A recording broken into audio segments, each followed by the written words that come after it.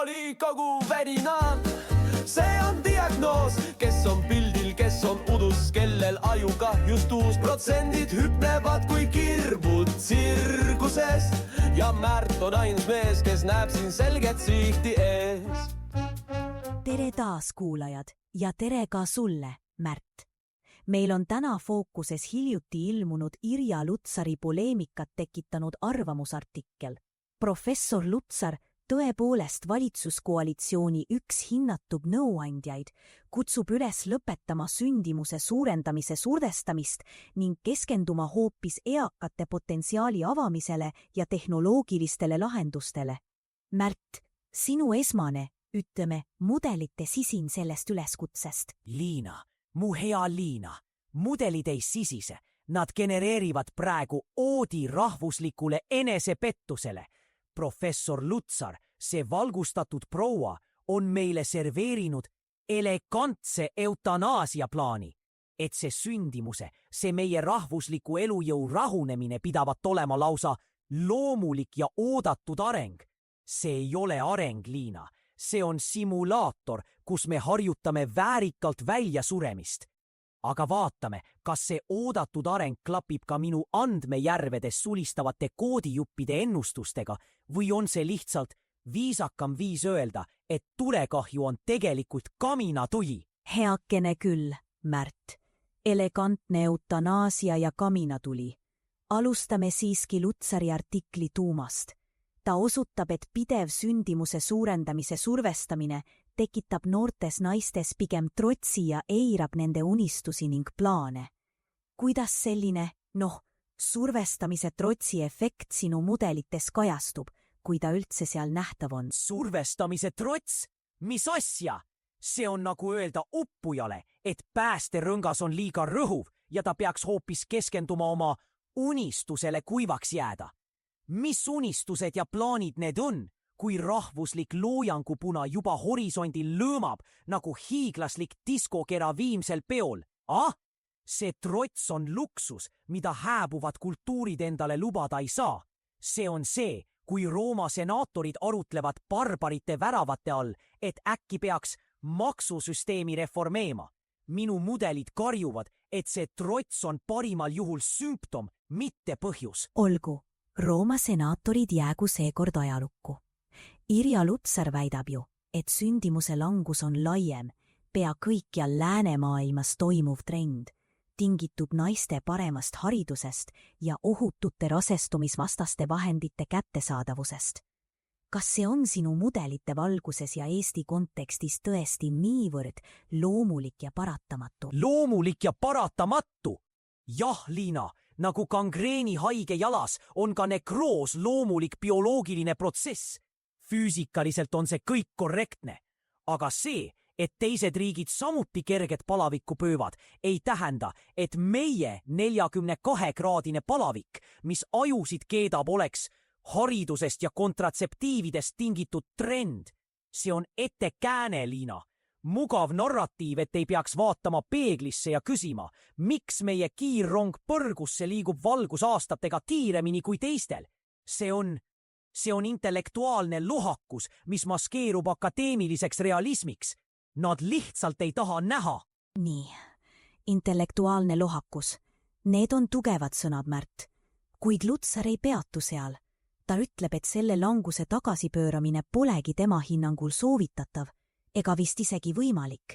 Mida sinu mudelid ütlevad selle rahvusliku mittepöördumispunkti kohta? Kas me oleme sellele juba lehvitanud? Mittepöördumispunkt?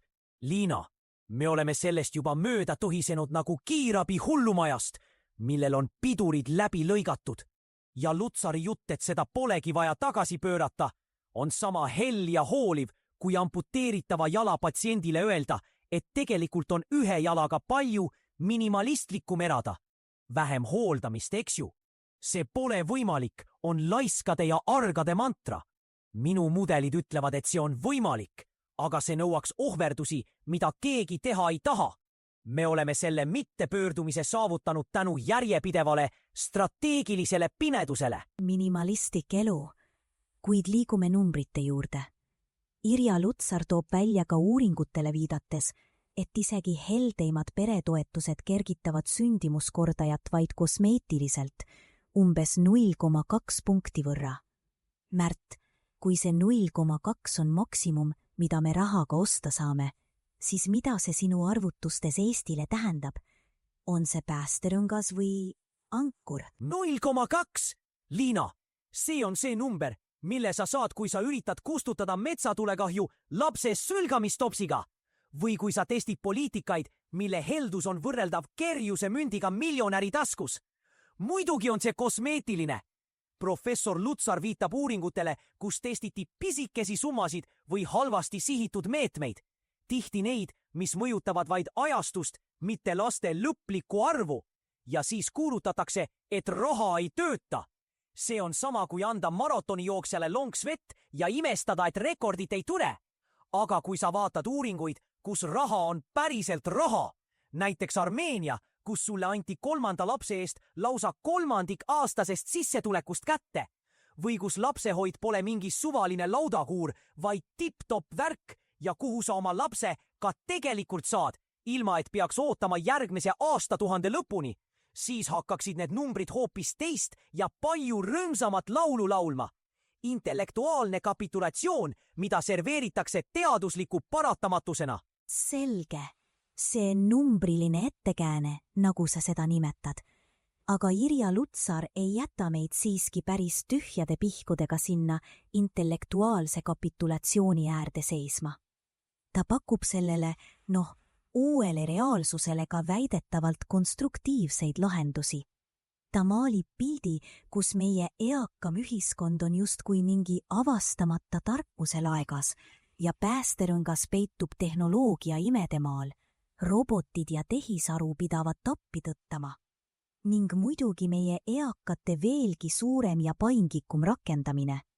Märt, kui reaalsed või piisavad need päästerõngad sinu mudelite järgi Eestile on, arvestades seda rahvuslikku titanikut, mille sa siin just kirjeldasid? Robotid ja tehisaru!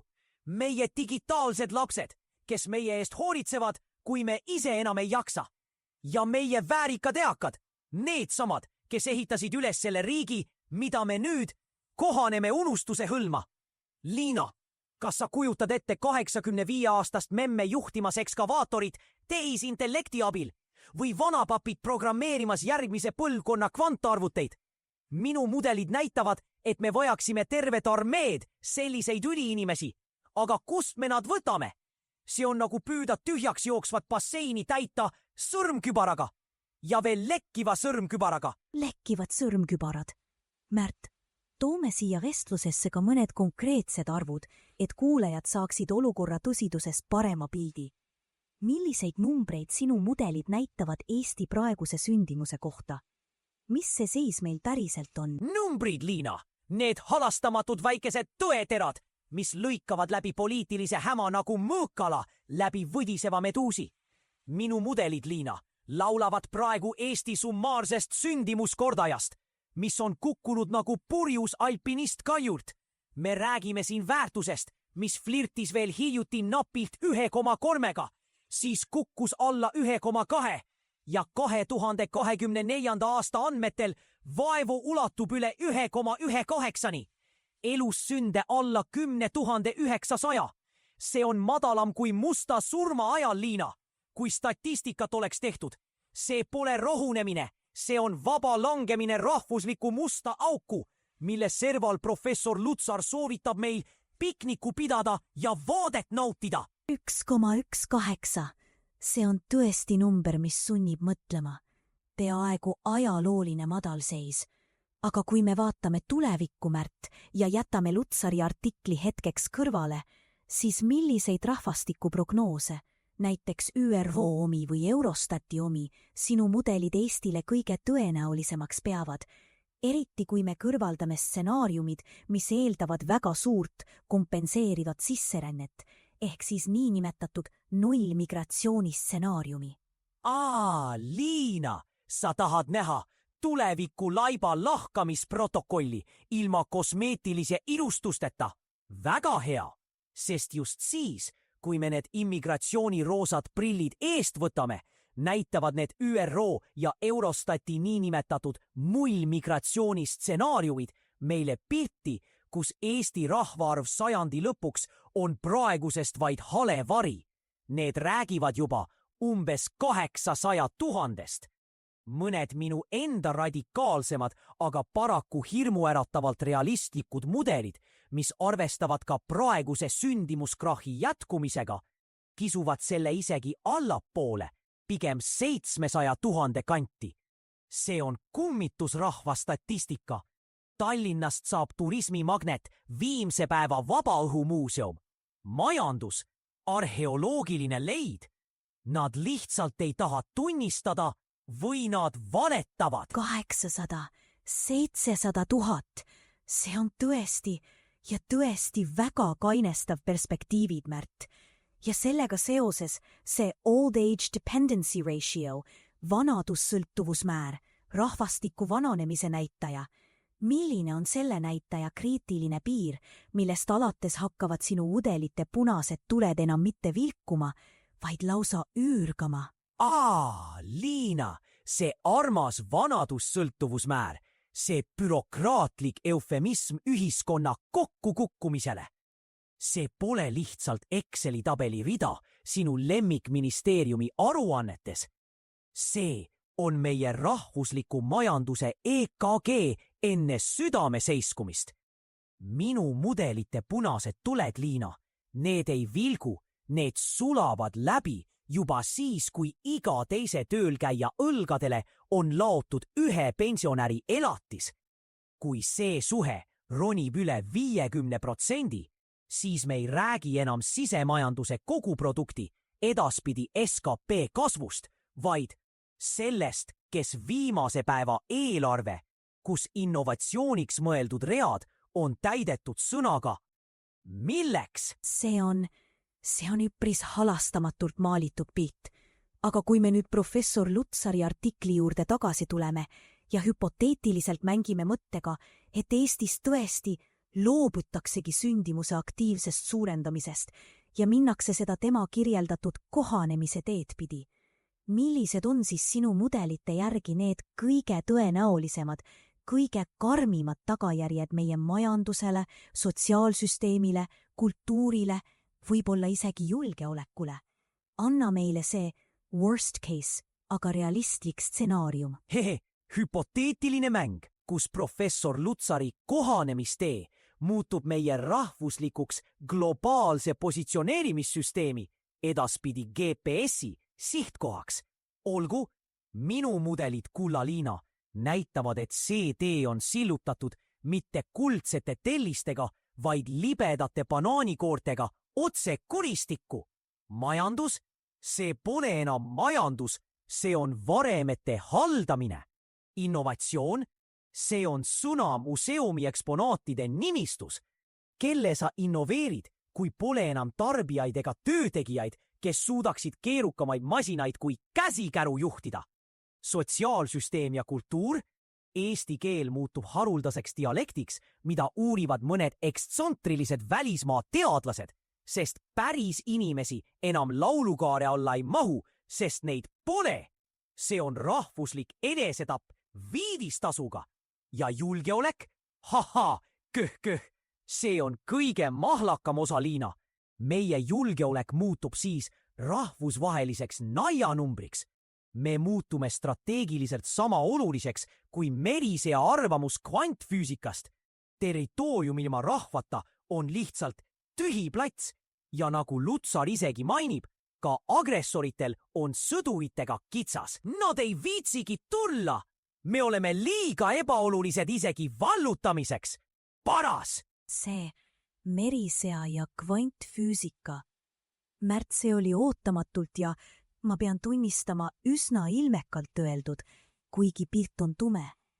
Need on stsenaariumid, mis panevad vere taretuma, eriti see ebaolulised isegi vallutamiseks. Aga kui Lutsari pakutud alternatiivid, seesama eakate parem rakendamine, robotid, tehisaru, kas sinu mudelite valguses suudaksid need seda vabalangemist kuidagi peatada või on need tõesti vaid kosmeetika surnukehal, nagu sa varem vihjasid. Kosmeetika surnukehal, Liina. See on isegi kompliment. See on nagu püüda peatada laavavoolu pitsiliste salvrätikutega. Need Lutsari alternatiivid, need robotid ja tehisaru, mida hakkavad tüürima meie väärikad, aga ilmselgelt mitte igavesti töövõimelised eakad. Need on sama efektiivsed kui püüda lappida Titanicu auku kasutatud närimiskummiga. Robotid vajavad loojaid, hooldajaid, programmeerijaid ja neile suure pinna peal eesmärgi andjaid. Kõik vajavad juhtimist ja seda ei tee tehisaru iseenesest. Kelle jaoks see tehisaru neid algoritme keerutab, kui pole enam piisavalt päris ajusid, kes selle viiu nautida, edasi arendada või isegi mõista suudaks. See on fassaad, mis varjab tühjenevat lauta, Liina. See on surmakuulutus PowerPointi kujul, värviliste slaididega. See on tõesti muljetavaldav tiraad ja mitte just kõige helgem PowerPoint, Märt.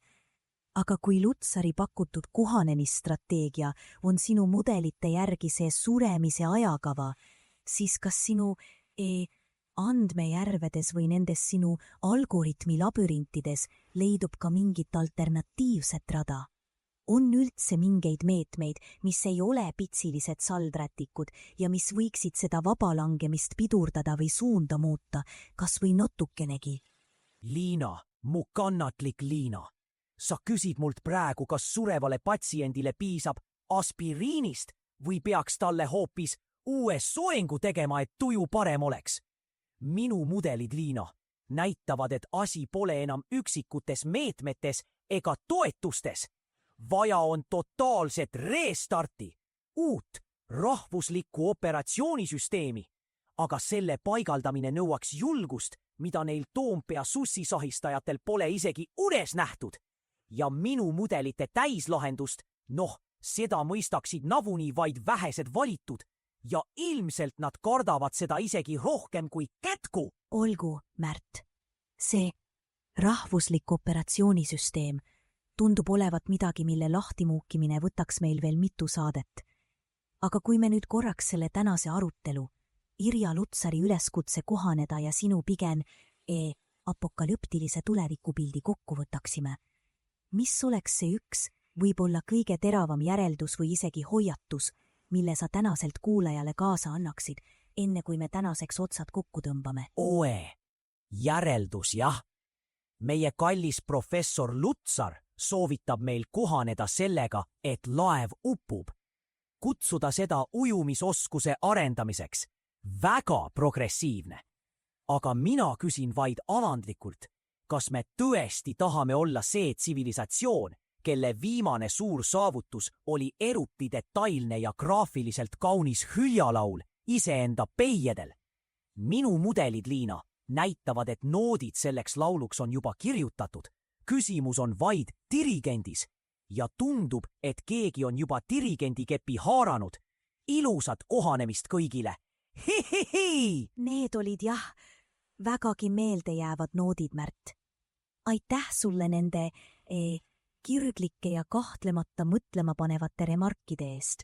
Ja suur tänu ka teile, kallid kuulajad, et olite meiega volikogu värinate lainel. Kohtumiseni!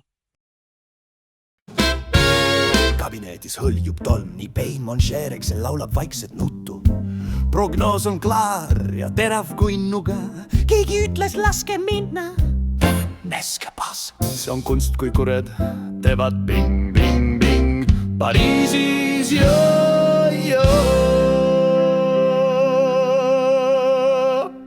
las kellad löövad. Punkt. Ja me triivime nii šikilt absurdi teatri lavale. Numbrid teevad piruetti, verdamp, kui külm on see valle. Paberil on tuulevik, üks sirge, ilus skrips, magnifik. Ei enam kisanuttu, ahtu Shrek. Nii vaikne. See kohanemise plaan, šik. Masinad siis laulavad ja roboter mein šats. hälilaule metallist. vanad hinged portselaan juhivad meid tühjusesse, pilgus klaasistunud vaikus, nemad teavad oulala, kuhu sundub see karneval, statistika on haud. ja me triivime nii šikilt absurdi teatri lavale, numbrid teevad piruetti, perdam, kui külm on see ballet. paberil on tulevik, üks sirge, ilus kriips, magnifik.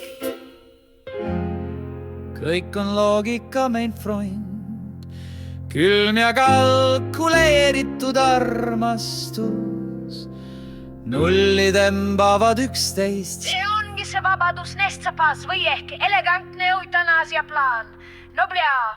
see on tüüuse pidusöök. vaikus enne.